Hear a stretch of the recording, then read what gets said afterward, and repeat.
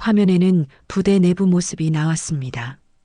김대용 중령이 여군 한 명에게 소리를 지르고 있었습니다. 이것도 못해? 여자들은 정말 쓸모없어. 그리고 그 여군의 뺨을 때렸습니다. 정의는 충격을 받았습니다. 두 번째 동영상에는 더 심각한 장면이 나왔습니다. 김대용이 여군 숙소에 들어가 여군들에게 부적절한 행동을 하는 모습이었습니다.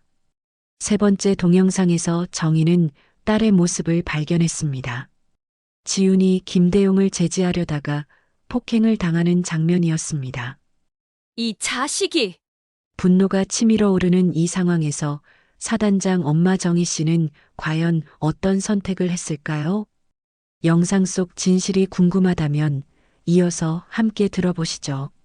경기도 양평의 아침 햇살이 단독주택 마당에 스며들었습니다. 윤정이는 여느 때처럼 현관 앞에 앉아 검은 군화를 닦고 있었습니다. 7년째 반복되는 일상이었죠. 브러쉬로 가죽을 문지르는 소리만이 고요한 새벽을 깨웠습니다. 그때는 매일 새벽 5시에 일어났는데 정희의 손이 잠시 멈췄습니다. 군화에 비친 자신의 얼굴이 낯설게 느껴졌습니다. 한때 사단 2천여 명을 지휘했던 그 손이 이제는 이렇게 텅 빈 군화만 닦고 있었습니다. 휴대폰이 울렸습니다. 딸 지훈에게서 온 메시지였습니다. 엄마, 이번 주말 파견훈련 때문에 못 가요. 707특임단 선발 평가 있어서 정신없어요. 정희는 한숨을 쉬었습니다. 딸이 군인의 길을 선택했을 때부터 이런 날들이 올 줄 알았습니다. 하지만 막상 현실이 되고 보니 마음이 편치 않았습니다. 그 길을 가지 말라고 했건만 정희는 마당 한쪽에 심어놓은 장미꽃을 바라봤습니다. 가시가 많은 줄기지만 아름다운 꽃을 피우는 장미처럼 군대도 그런 곳이라고 생각했습니다. 하지만 요즘 뉴스에서 들려오는 군대 이야기들은 예전과 달랐습니다. 오전 10시 정희는 동네 슈퍼마켓으로 장을 보러 나갔습니다. 슈퍼 아주머니가 반갑게 인사했습니다. 정희 씨, 따님 어떻게 지내세요? 군대에서 잘하고 있나요? 네, 열심히 한다고 하네요. 아이고, 여자가 무슨 군대를 가서 요즘 군대가 예전 같지 않다던데요? 정희는 애매하게 웃으며 고개를 끄덕였습니다. 사실 딸과 통화할 때마다 뭔가 다른 느낌이 들었습니다. 지훈의 목소리에서 활기가 사라지고 있었습니다. 집으로 돌아온 정희는 거실벽에 걸린 사진들을 바라봤습니다. 사단장 임명식 때 찍은 사진, 부대원들과 함께한 사진, 그리고 딸이 사관학교에 입학하던 날의 사진까지 모든 순간이 자랑스러웠습니다. 내가 군대를 바꿔놓았다고 생각했는데 정희는 소파에 앉아 차를 마시며 생각에 잠겼습니다. 자신이 군대에 있을 때는 적어도 부하들을 가족처럼 대했습니다. 특히 여군들에게는 더욱 세심하게 신경을 썼죠. 하지만 지금의 군대는 어떨까요? 오후 3시 정희는 서재로 들어가 오래된 일기장을 꺼냈습니다. 사단장 시절 쓴 일기들이었습니다. 오늘 새로 부임한 여군 중위와 면담을 했다. 눈에 강한 의지가 보인다. 이런 군인들이 미래의 군대를 이끌어갈 것이다. 정희는 그 중위가 바로 지금의 딸과 비슷한 나이였다는 것을 깨달았습니다. 그때의 자신은 얼마나 희망에 차 있었던가요? 저녁 6시 정희는 혼자 밥을 먹으며 뉴스를 봤습니다. 군대 관련 뉴스가 나올 때마다 채널을 돌렸습니다. 요즘 군대 뉴스는 대부분 좋지 않은 내용이었으니까요. 밤 9시 정희는 다시 마당으로 나가 별을 바라봤습니다. 7년 전 전역하던 그날 밤도 이렇게 별이 많았습니다. 그때는 후련했습니다. 할 일을 다 했다고 생각했거든요. 그런데 왜 이렇게 불안할까? 정희는 딸을 위해 기도했습니다. 건강하게 그리고 올바른 군인으로 성장하기를 바라면서 말입니다. 하지만 마음 한편으로는 걱정이 컸습니다. 딸이 걷고 있는 그 길이 과연 자신이 걸었던 그 길과 같을까요? 밤 11시 정희는 침실로 들어가 잠자리에 누웠습니다. 내일도 새벽 5시에 일어나 군화를 닦을 것입니다. 그리고 딸의 안부를 궁금해할 것입니다. 평범하지만 조금은 불안한 일상이 계속될 것이었습니다. 하지만 정희는 아직 몰랐습니다. 자신의 평온한 일상이 곧 산산조각 날 것이라는 사실을 말입니다. 그날도 정희는 새벽 5시에 일어나 군화를 닦고 있었습니다. 평범한 하루가 시작될 줄 알았는데 오전 9시 30분에 휴대폰이 울렸습니다. 보호자분 맞으시죠? 오지은 중이의 어머니이신가요? 네, 맞습니다. 무슨 일인가요? 국군수도병원 응급실입니다. 따님께서 훈련 중 부상을 입으셔서 응급실로 이송되었습니다. 빨리 오셔야겠습니다. 정희의 손에서 휴대폰이 떨어질 뻔했습니다.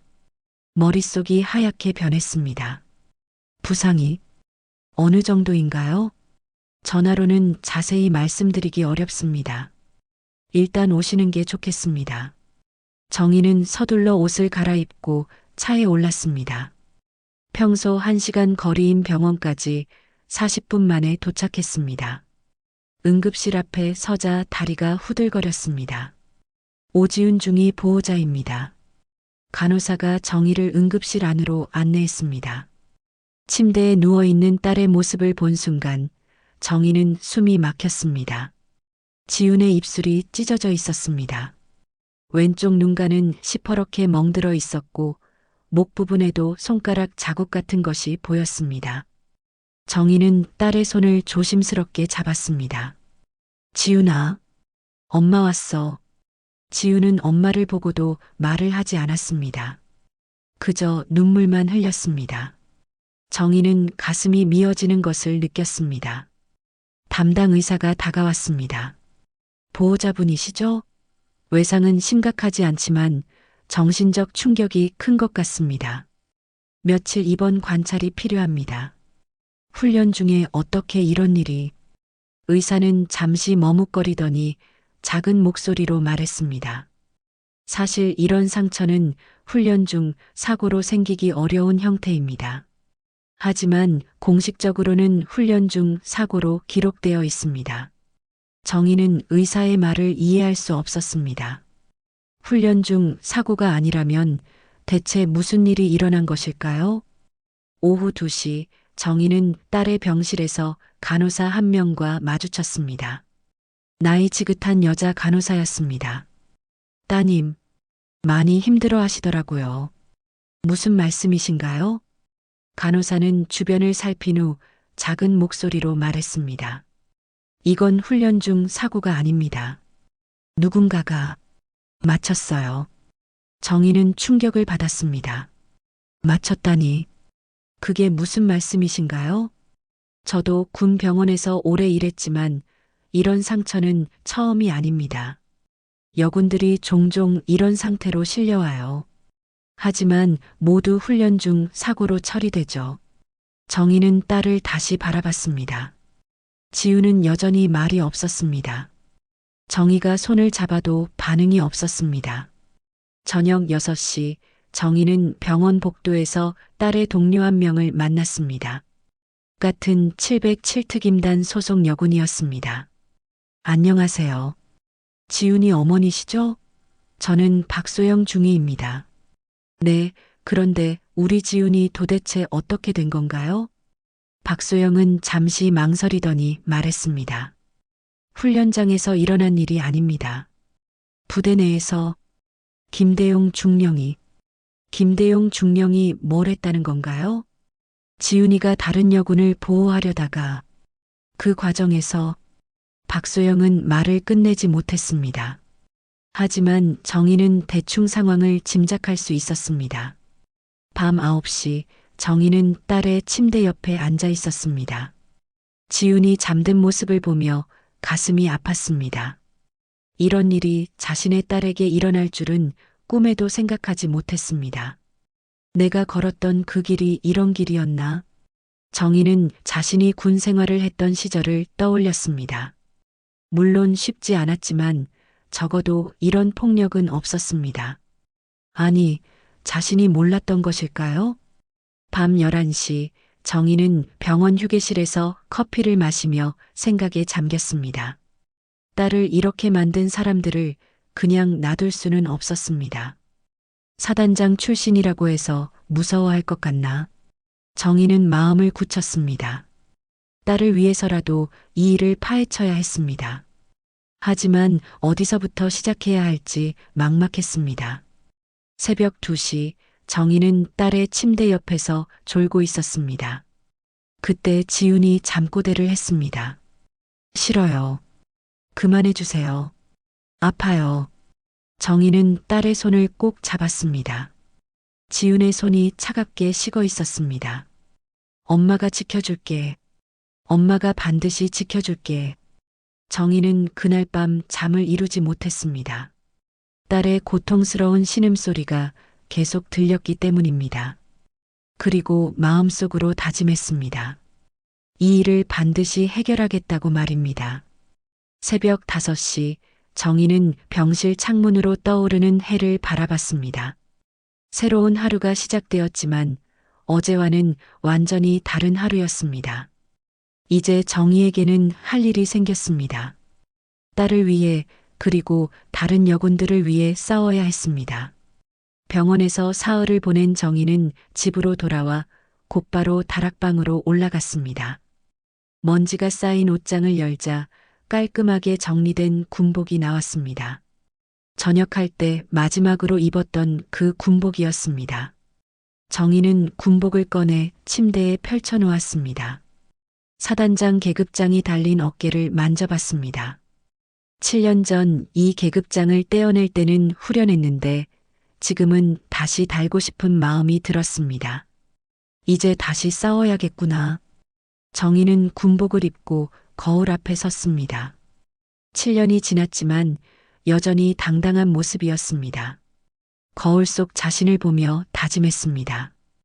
오전 9시 정희는 국방부 청사 앞에 서 있었습니다.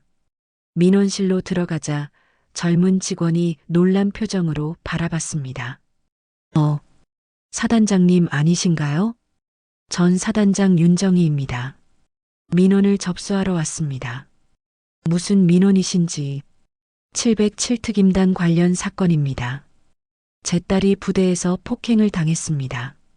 직원은 당황하며 상급자를 불렀습니다. 곧 과장급 공무원이 나타났습니다. 사단장님, 이런 일로 직접 오시다니. 일단 면담실로 모시겠습니다. 면담실에서 정희는 차분하게 상황을 설명했습니다. 딸의 상처 사진, 병원 진단서, 그리고 동료 증언까지 모든 자료를 준비해 왔습니다. 이 사건을 공식 조사해 주시기 바랍니다. 과장은 난색을 표했습니다. 사단장님, 부대 내부 사건은 부대에서 자체 조사하는 것이 원칙입니다. 자체 조사요? 가해자가 중령이고 피해자가 중위인데 공정한 조사가 가능하겠습니까? 정의의 목소리에 힘이 들어갔습니다. 과장은 땀을 흘리며 답변했습니다. 일단 관련 부서에 전달하겠습니다. 전달 말고 조치입니다. 언제까지 답변을 받을 수 있나요? 그게 시간이 좀 걸릴 것 같습니다. 정희는 자리에서 일어났습니다. 일주일 드리겠습니다. 일주일 후에 다시 오겠습니다. 오후 2시 정희는 참모총장에게 전화를 걸었습니다. 동기였던 최명순이 연결해준 번호였습니다. 총장님, 전 사단장 윤정희입니다. 정희야. 오랜만이다. 무슨 일이야? 제 딸 이야기입니다. 707특임단에서 일어난 일인데 정희는 상황을 자세히 설명했습니다. 참모총장은 한동안 말이 없었습니다. 정희야, 이 문제는 조심스럽게 접근해야 해. 707특임단은 특수부대라서 특수부대라고 해서 법 위에 있는 건 아니지 않습니까? 물론이지. 하지만 외부에 알려지면 군 전체 이미지에 타격이 클 거야. 정희는 실망했습니다. 그 이미지가 제 딸보다 중요합니까? 그런 뜻이 아니야. 내부적으로 조용히 해결하는 게 좋겠어. 조용히 해결하다가 이런 일이 생긴 거 아닙니까? 통화를 끊은 정희는 씁쓸했습니다. 동료들조차 이런 반응이니 앞으로 얼마나 힘들까 싶었습니다. 저녁 6시 정희는 딸의 휴대폰을 들고 있었습니다. 지훈이 병원에서 건네준 것이었습니다. 엄마, 제 폰 좀 확인해 보세요. 클라우드에 뭔가 있을 거예요. 정희는 딸의 클라우드 계정에 접속했습니다. 동영상 파일들이 여러 개 있었습니다. 첫 번째 파일을 재생했습니다. 화면에는 부대 내부 모습이 나왔습니다. 김대용 중령이 여군 한 명에게 소리를 지르고 있었습니다. 이것도 못해? 여자들은 정말 쓸모없어. 그리고 그 여군의 뺨을 때렸습니다. 정희는 충격을 받았습니다. 두 번째 동영상에는 더 심각한 장면이 나왔습니다. 김대용이 여군 숙소에 들어가 여군들에게 부적절한 행동을 하는 모습이었습니다. 세 번째 동영상에서 정희는 딸의 모습을 발견했습니다. 지훈이 김대용을 제지하려다가 폭행을 당하는 장면이었습니다. 이 자식이. 정희는 분노했습니다. 하지만 동시에 딸이 다른 동료를 보호하려다 당한 일이라는 것을 알고 자랑스러웠습니다. 밤 9시 정희는 동기 최명순에게 전화를 걸었습니다. 명순아, 나야. 정희야, 어떻게 지내? 힘든 일이 생겼어. 도움이 필요해. 정희는 상황을 설명하고 동영상까지 보여줬습니다. 최명수는 심각한 표정이 되었습니다. 이건 정말 심각하다. 하지만 정희야, 이걸 공개하면 너도 위험해질 수 있어. 무슨 말이야? 707특임단 관련 인사들이 만만한 상대가 아니야. 고위층과 연결된 사람들도 많고, 그래도 해야 해. 내 딸이 당한 일인데. 최명수는 한참 생각하더니 말했습니다. 좋아. 내가 도와줄게. 하지만 신중하게 해야 해. 밤 11시 정희는 서재에서 전략을 세우고 있었습니다. 동영상 증거는 있지만 이것만으로는 부족했습니다. 더 많은 증언과 증거가 필요했습니다. 일단 피해자들을 찾아보자. 정희는 딸의 동료들을 만나기로 결심했습니다. 그리고 언론에도 알려야 했습니다. 조용히 해결하려던 군 수뇌부의 생각과는 달리 이 문제를 세상에 알리겠다고 마음먹었습니다. 새벽 1시 정희는 딸에게 문자를 보냈습니다. 지훈아, 엄마가 반드시 해결할게. 조금만 참아라. 딸에게서 곧 답장이 왔습니다. 엄마, 위험하지 않을까요? 무서워요. 정희는 다시 문자를 보냈습니다. 무서워하지 마라. 엄마가 사단장이었던 걸 잊었나? 이제 진짜 싸움이 시작이다. 정희는 내일부터 본격적인 조사를 시작하기로 했습니다. 딸을 위해 그리고 다른 피해자들을 위해 끝까지 싸우겠다고 다짐했습니다. 이틀 후 정희는 국군 수도병원을 다시 찾았습니다. 지훈의 상태는 여전히 좋지 않았습니다. 말수가 줄어들었고 밤마다 악몽에 시달렸습니다. 지훈아, 오늘 기분은 어때? 지훈은 고개만 끄덕였습니다.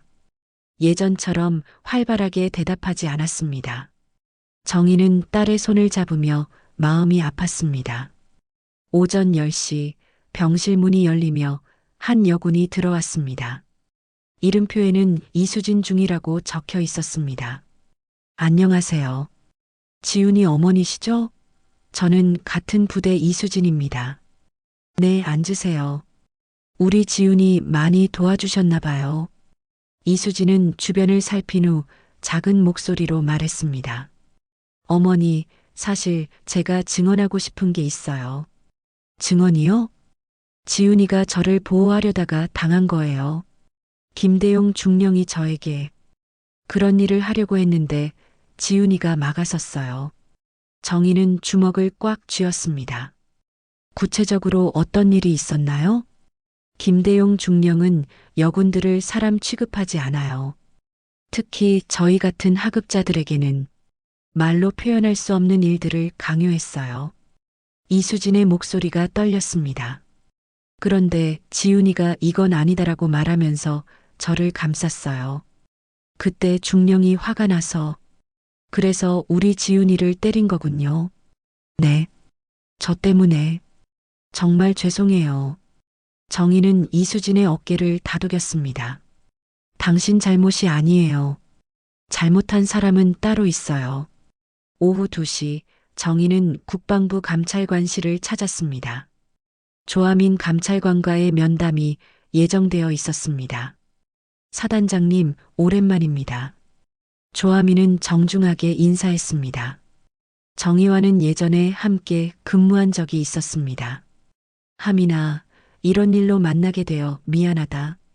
따님 일로 많이 힘드시죠? 그런데 사단장님, 조아민의 표정이 어두워졌습니다. 무슨 말인가? 윗선에서 이 사건을 조용히 처리하라고 지시가 내려왔습니다. 정희는 놀랐습니다. 조용히 처리하라니 무슨 뜻인가? 707특임단은 국가기밀과 관련된 부대입니다. 외부에 알려지면 안 된다는 거죠.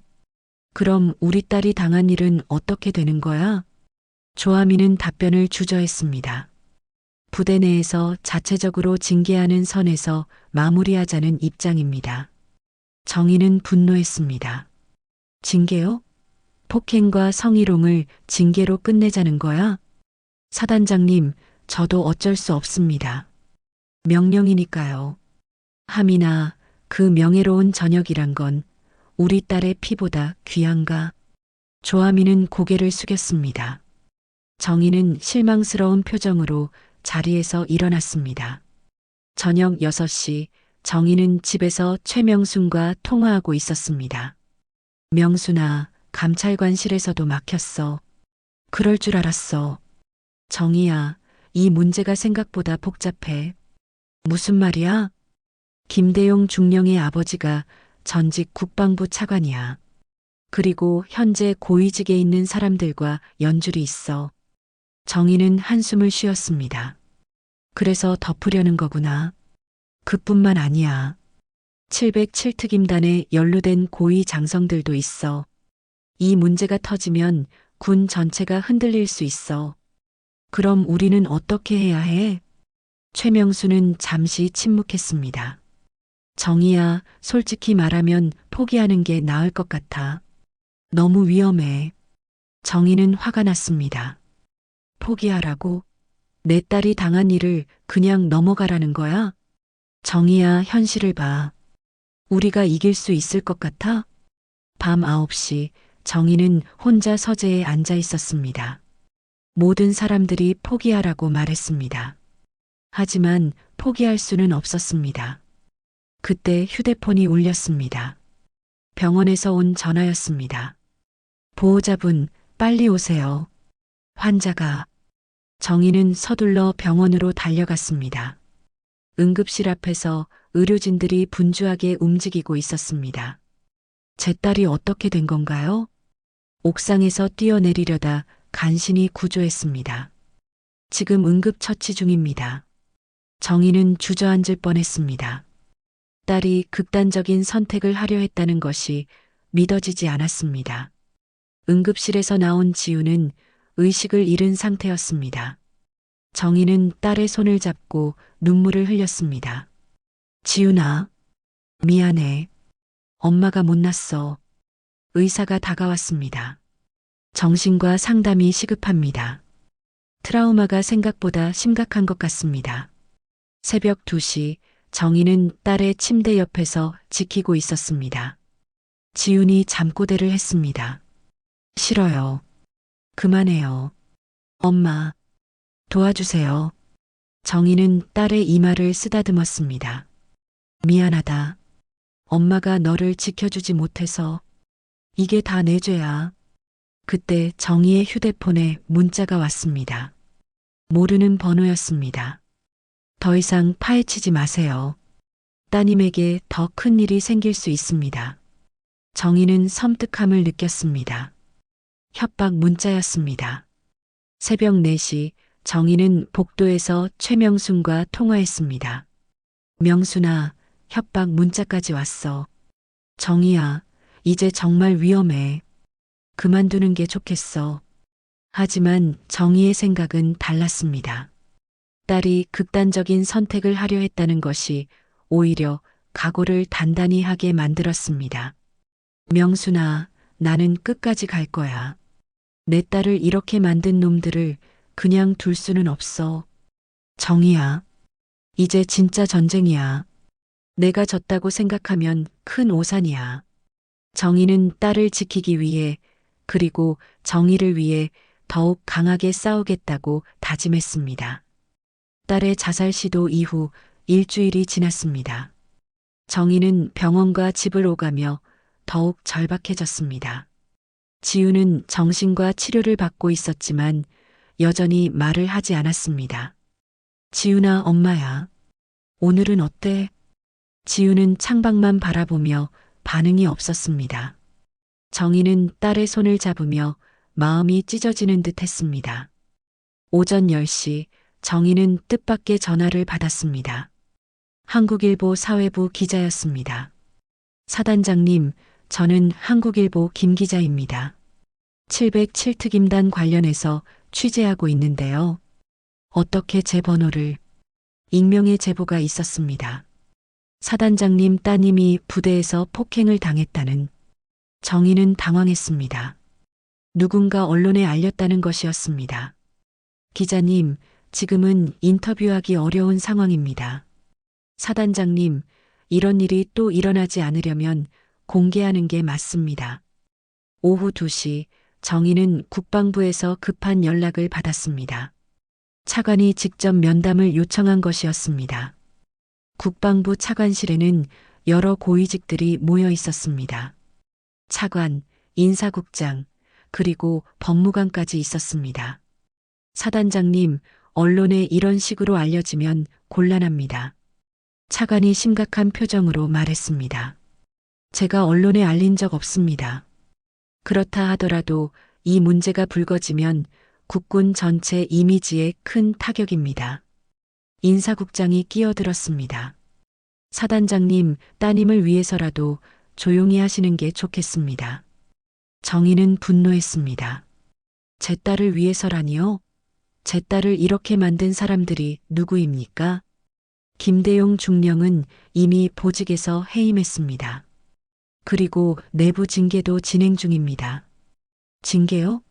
폭행과 성희롱을 징계로 끝내겠다는 겁니까? 차관이 목소리를 높였습니다. 사단장님, 이 이상 소란을 피우시면 사단장님도 명예훼손으로 고발당할 수 있습니다.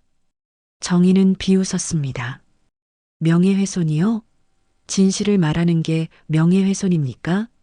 저녁 5시 정희는 집으로 돌아와 충격적인 소식을 들었습니다. 최명순이 전화를 걸어왔습니다. 정희야, 큰일 났어. 무슨 일이야? 지훈이 휴대폰에 있던 동영상들이 모두 삭제됐어. 군 서버에서도 관련 자료가 전부 사라졌어. 정희는 믿을 수 없었습니다. 그게 무슨 말이야? 증거가 다 사라졌다는 거야? 그뿐만 아니야. 김대용 중령과 연관된 고위층 자녀 이름이 거론됐다는 소문이 돌고 있어. 고위층 자녀라니? 현직 장관의 아들이 연루되어 있다는 얘기야. 그래서 더 은밀하게 처리하려는 것 같아. 밤 9시 정희는 뉴스를 보며 더욱 분노했습니다. 저녁 뉴스에 충격적인 보도가 나왔습니다. 전직 여성 사단장, 국군 명예훼손 혐의로 수사 착수. 뉴스에서는 정희를 마치 거짓말을 하는 사람처럼 묘사했습니다. 해당 사단장은 근거 없는 주장으로 국군의 명예를 실추시켰다는 의혹을 받고 있습니다. 정희는 리모컨을 던졌습니다. 이게 뭐야? 이게 정말 이 나라 현실이야? 밤 11시 정희는 예상치 못한 방문객을 맞았습니다. 문을 열어보니 중년 여성이 서 있었습니다. 혹시 윤정의 사단장님이신가요? 네, 그런데 누구세요? 저는 박영숙입니다. 제 아들도 군대에서. 여성은 울먹이며 말을 이어갔습니다. 제 아들이 2년 전에 군대에서 사고로 죽었다고 했는데 사실은. 정희는 여성을 집 안으로 모셨습니다. 자세히 말씀해 주세요. 아들이 상급자들의 괴롭힘을 견디지 못해 스스로. 하지만 부대에서는 훈련 중 사고라고 했어요. 박영숙은 울면서 계속 말했습니다. 사단장님 뉴스를 보고 찾아왔어요. 저희 같은 엄마들이 많아요. 하지만 아무도 싸워주지 않았어요. 새벽 1시 정희는 박영숙과 함께 앉아 더 많은 이야기를 들었습니다. 작년에도 한 여군이 자살했어요. 성희롱을 견디지 못해서. 하지만 개인적인 문제라고 처리됐어요. 그런 일이 계속 있었다는 거군요. 네, 하지만 누구도 문제 제기를 하지 않았어요. 군대는 너무 큰 조직이니까요. 박영숙은 정희의 손을 잡았습니다. 사단장님, 우리는 울기만 했어요. 당신은 싸워주세요. 우리 아이들을 위해서라도. 새벽 3시 정희는 혼자 서재에서 생각에 잠겼습니다. 자신만의 문제가 아니었습니다. 수많은 피해자들이 있었고 그들의 가족들이 고통받고 있었습니다. 이건 복수가 아니야. 정화야. 정희는 마음을 굳혔습니다. 개인적인 복수가 아니라 썩어빠진 조직을 바로잡는 일이었습니다. 새벽 5시 정희는 기자에게 전화를 걸었습니다. 기자님, 인터뷰하겠습니다. 정말요? 언제 가능하신가요?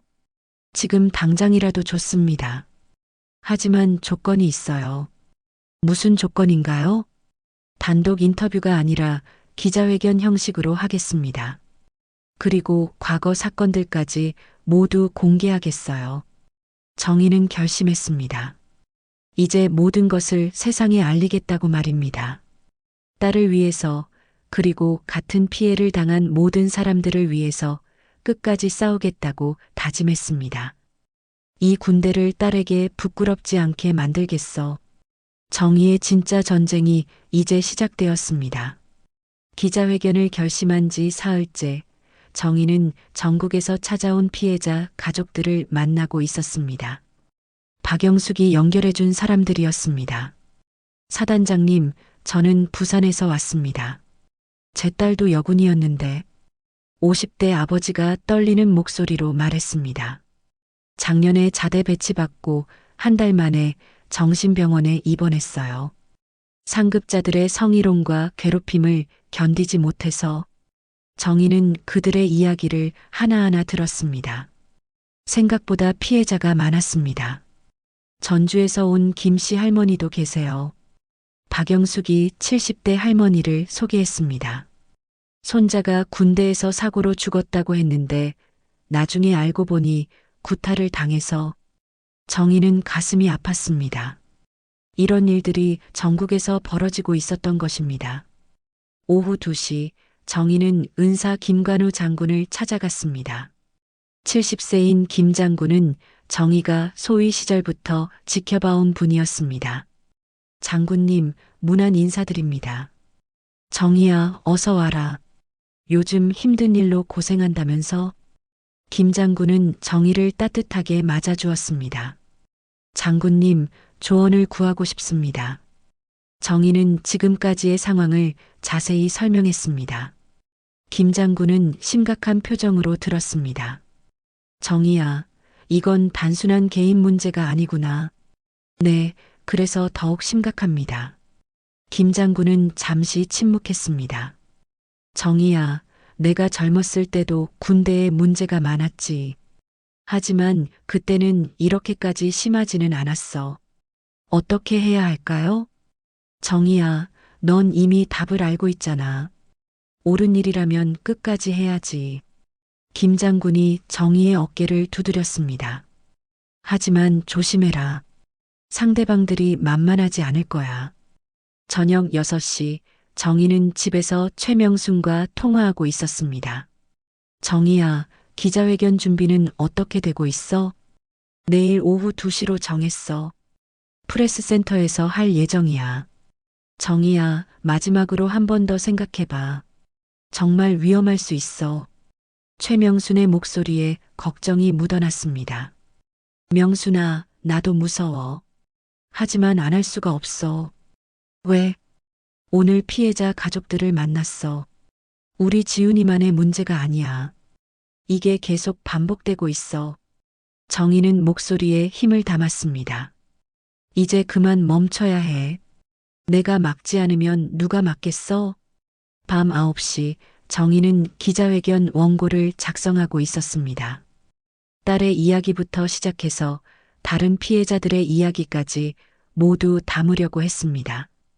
그때 딸 지훈에게서 전화가 왔습니다. 며칠 만에 처음으로 걸어온 전화였습니다. 엄마, 지훈아, 괜찮아? 말을 다시 할 수 있게 된 거야? 엄마, 기자회견 한다면서요? 어떻게 알았어? 병원에서 뉴스 봤어요. 엄마, 위험하지 않을까요? 지훈의 목소리에 걱정이 가득했습니다. 지훈아, 엄마가 해야 할 일이야. 하지만 엄마가 다치면 어떡해요? 정희는 눈물이 났습니다. 딸이 자신을 걱정하고 있었습니다. 지훈아, 엄마는 괜찮아. 오히려 엄마가 할 수 있는 마지막 일인 것 같아. 엄마, 지훈아, 엄마가 너한테 부끄럽지 않은 군대를 만들어줄게. 밤 11시 정희는 서재에서 과거 사진들을 보고 있었습니다. 사관학교 졸업식, 첫 부임지에서의 사진, 사단장 임명식까지 모든 순간이 소중했습니다. 내가 왜 군인이 되었을까? 정희는 처음 군복을 입었던 그날을 떠올렸습니다. 나라를 지키고 후배들에게 좋은 본보기가 되겠다는 다짐을 했었습니다.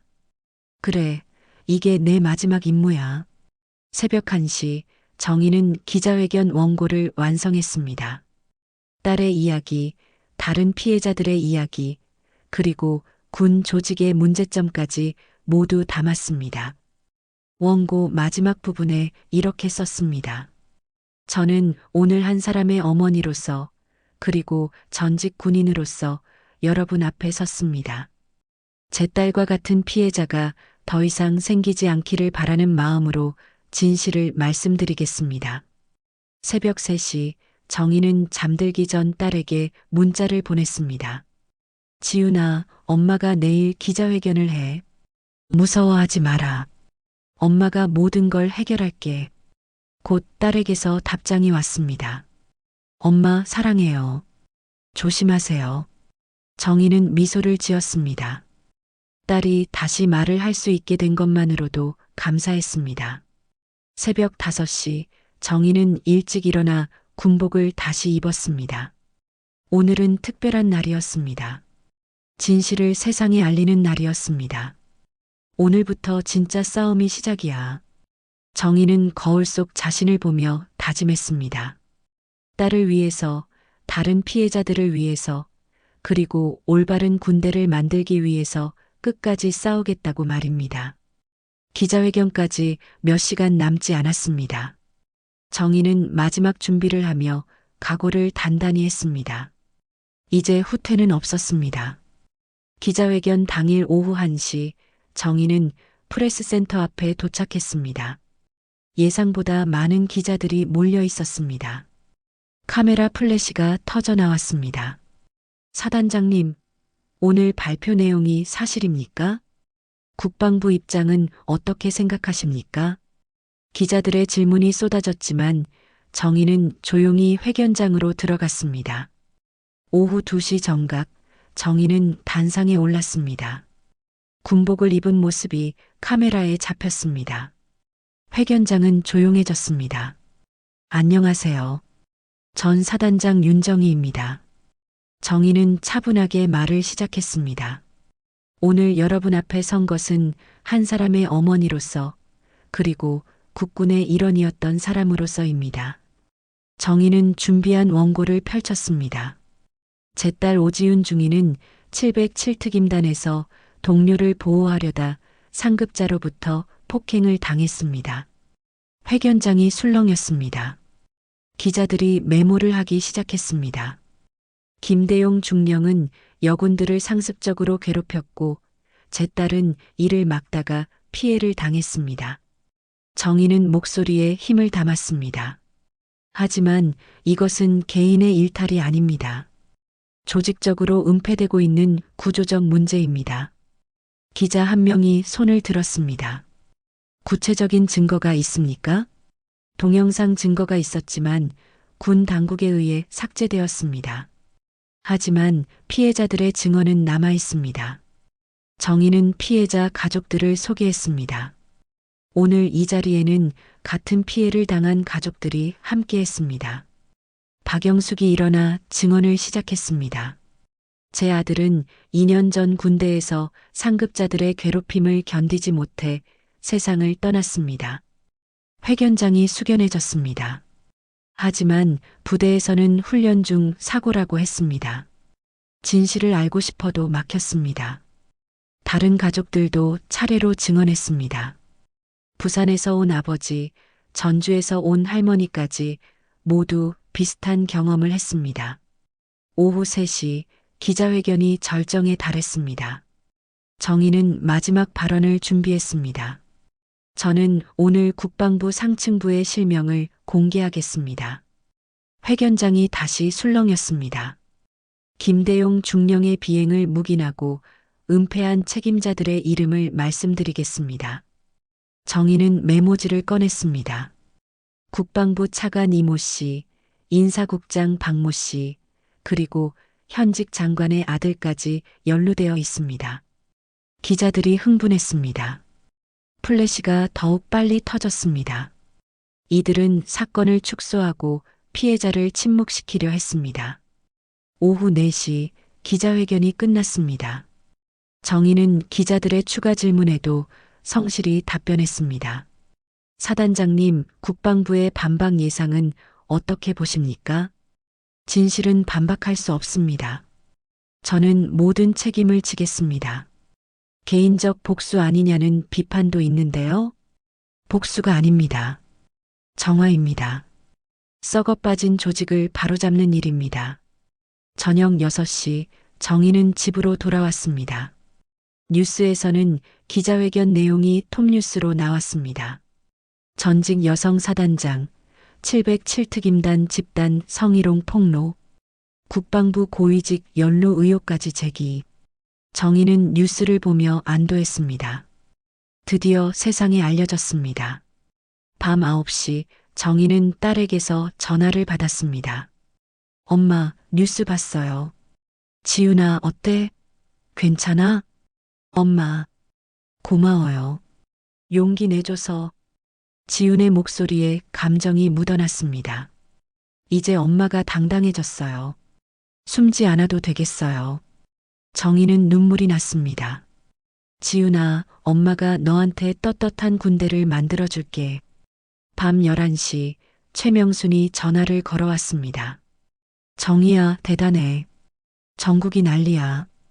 반응이 어때? 대부분 내 편이야. 국민들이 분노하고 있어. 그럼 다행이야. 하지만 정희야, 이제부터가 진짜 시작이야. 상대방들이 가만히 있지 않을 거야. 새벽 1시 정희는 서재에서 인터넷 댓글들을 보고 있었습니다.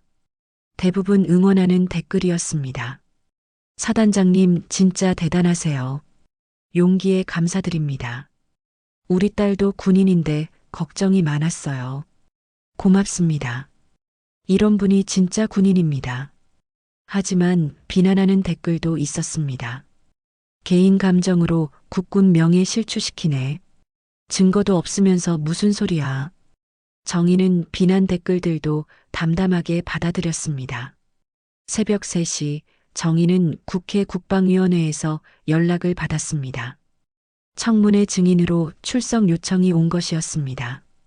사단장님, 국정감사 특별 청문회에 참석해 주시기 바랍니다. 언제입니까? 일주일 후 화요일 오전 10시입니다. 정의는 승낙했습니다. 이제 국회에서 김대용과 직접 대면하게 될 것이었습니다. 새벽 5시 정의는 딸의 병실을 찾았습니다. 지우는 깨어 있었습니다. 엄마, 왜 이렇게 일찍 와? 지우나, 엄마가 국회 청문회에 나간다. 정말요?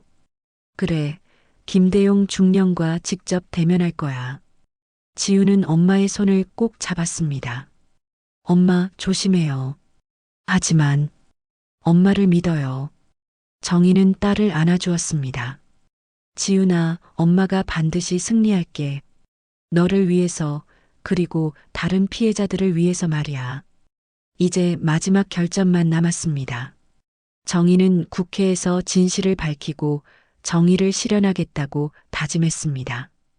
국회 청문회 당일 정의는 새벽 5시에 일어나 마지막으로 군복을 입었습니다.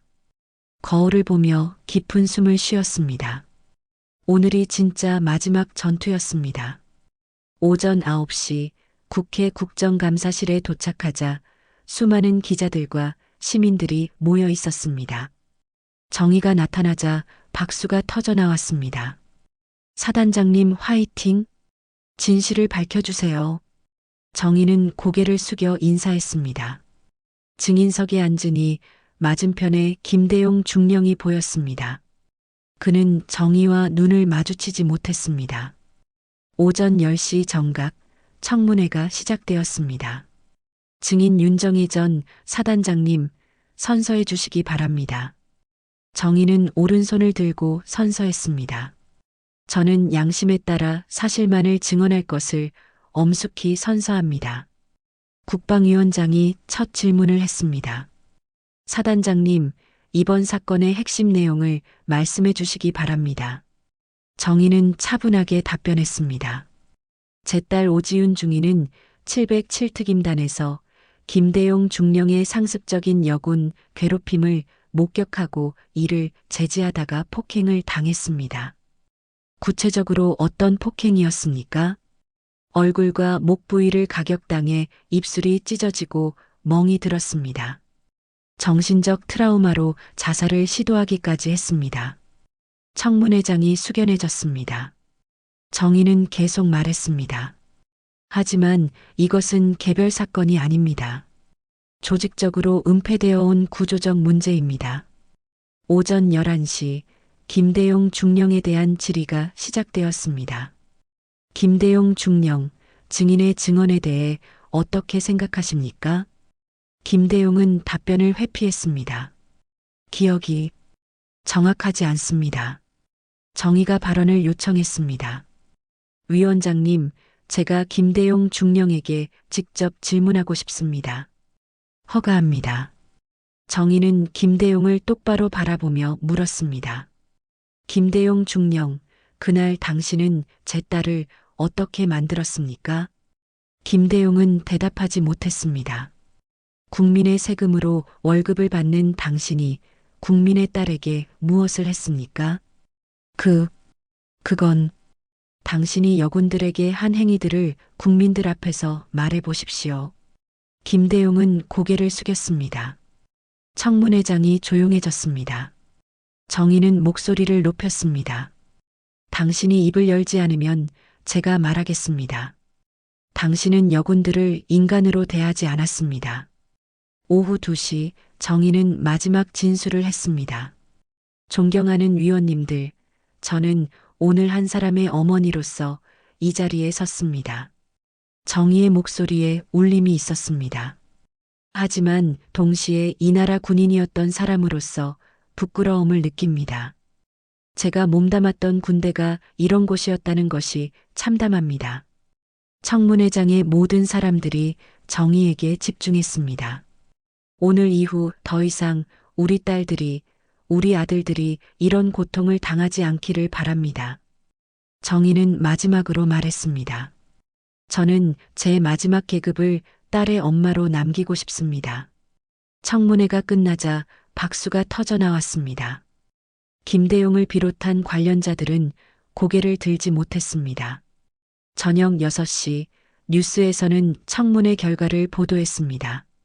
국방부 707특임단 관련자 전원 중징계 발표, 김대용 중령 등 11명 직위 해제, 군 인권 개선 특별위원회 신설 결정. 정의는 뉴스를 보며 안도했습니다. 드디어 승리했습니다. 밤 9시 정의는 딸의 병실을 찾았습니다. 지우는 침대에 앉아 뉴스를 보고 있었습니다. 엄마, 해냈네요. 지훈아, 이제 정말 끝났어. 정희는 딸을 안아주었습니다. 엄마가 너한테 부끄럽지 않은 군대를 만들어줬지? 네. 고마워요, 엄마. 지훈의 눈에 눈물이 맺혔습니다. 이제 저도 다시 일어설 수 있을 것 같아요. 몇 개월 후 지훈은 병원에서 퇴원했습니다. 트라우마 치료는 계속되었지만 많이 회복되었습니다. 지훈은 동료들과 함께 여군 인권단체를 만들었습니다. 같은 피해를 당하는 사람들을 돕기 위해서였습니다. 엄마, 저도 엄마처럼 싸우는 사람이 되고 싶어요. 정희는 자랑스러웠습니다. 한편 정희는 언론과 세상에서 조용히 사라졌습니다. 더 이상 인터뷰도 받지 않았고 공개 행사에도 나타나지 않았습니다. 어느 가을날 정희는 양평 집 앞 우체통에 편지 한 통을 넣었습니다. 지훈에게 보내는 마지막 편지였습니다. 지훈아, 넌 이겼다. 이젠 내가 물러날 차례다. 엄마의 마지막 계급은 너의 엄마다. 사랑한다. 며칠 후 지훈이 집에 와서 우체통을 확인했습니다. 엄마의 편지를 발견한 지훈은 그 자리에서 주저앉아 울었습니다. 엄마. 집안을 찾아봤지만 정희는 어디에도 없었습니다.